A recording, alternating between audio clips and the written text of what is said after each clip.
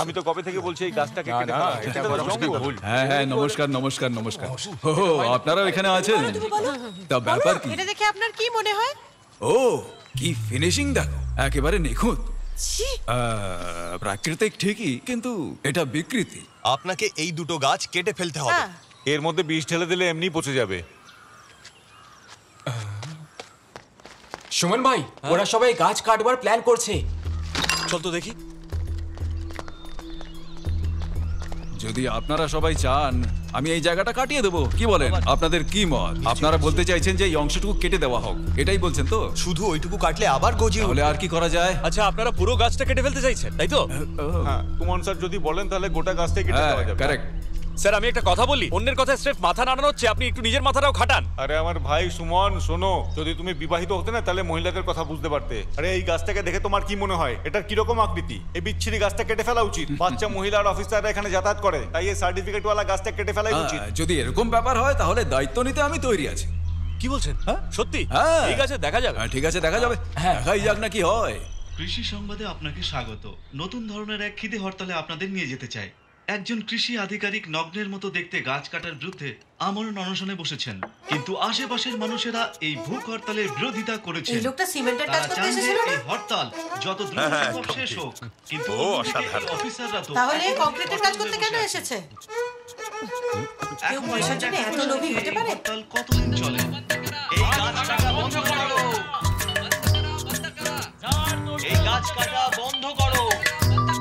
এই গাছ কাটা বন্ধ করো! তুমি নিউজ দেখছো তো? লোকটা গাছে উঠে বসে আছে। হ্যাঁ, আমিও সেটাই দেখছি। আমরা এই ধরনের গাছ পাগল লোক একেবারে। গাছ আমাদের জন্য আশীর্বাদ। আমরা শেষ নিঃশ্বাস অবধি আমরা এর রক্ষা করব। সবাই এসে পড়তে পারে না? না না, তুমি চিন্তা করো না, যাও রান্না করো কি। ও আর আসতে পারবে না, মানুষ জড়ো হয়ে গেছে না। মানুষের ভিড় দেখলে ও পাগল হয়ে যায়। আমার জন্য আরেকটা প্লেট এনে দাও তো। এখানে মোবাইল নেটওয়ার্ক কাজ করে না, তাই ল্যান্ডলাইন ব্যবহার করা হচ্ছে। নিজের অফিসের কাজ বন্ধ হতে না দিয়ে আমরণ অনশনে বসেছেন। উনি সবার জন্য বড় উদাহরণ। সুমন ভাই, ধরো এটাকে। আপনি আমাদের এটা বলুন যে এই গাছ কাটা সম্বন্ধে আপনার কি অভিমত? আমার মনে হয় এটা একজন ইভলিউশনারি বায়োলজিস্টের উপর ছাড়া উচিত। আপনিও তো জানেন যে এই গাছেরও প্রাণ আছে।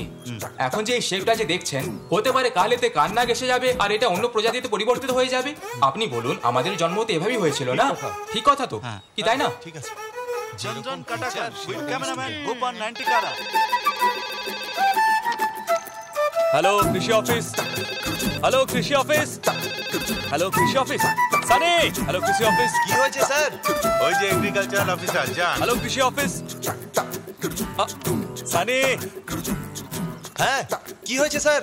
ওই কিরণগাড়া ফিল্ডের বিষয়ে ফাইলটার কি হলো? আমি তাড়াতাড়ি রেডি করছি। পাগল কোথাকার।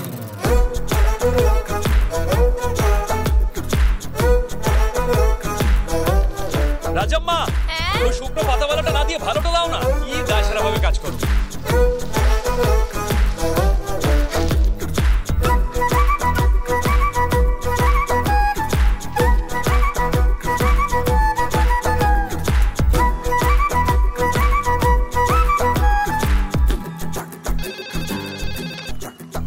হ্যালো কৃষি অফিস। স্যার, আমি পিও রঞ্জু।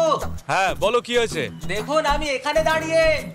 হ্যাঁ, দেখতে পাচ্ছি। কি দরকার সেটা বলো। স্যার, আমি বিটেকে ফেল করে গেছি। আমি আমার বাবাকে দেখাতে চাই যে আমি সব কিছু করতে পারি। হ্যাঁ, তো এমন কোনো ফসল আছে যেটা 3 মাসে আমাকে ধনী বানিয়ে দেবে স্যার? আমি ঠিক করেছি যে আমি জমির কাজই করব। আমার মতে তোমার জন্য সেটাই ঠিক হবে। কি?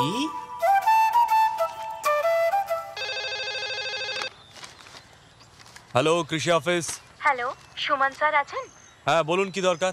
আমি আপনার ধর্মঘটের জন্য অভিনন্দন জানাতে আপনাকে ফোন করেছি। ঠিক আছে, জানিয়ে দিন। আপনার ধর্মঘট বেশ অদ্ভুত। এর চেয়ে বেশি আমি কিছু বলতে পারবো না। যদি কিছু নাই বলেন, ফোনটা কেন করেছেন? Oh, I am sorry sir, phone রেখে দিচ্ছি। হ্যাঁ, ঠিক আছে।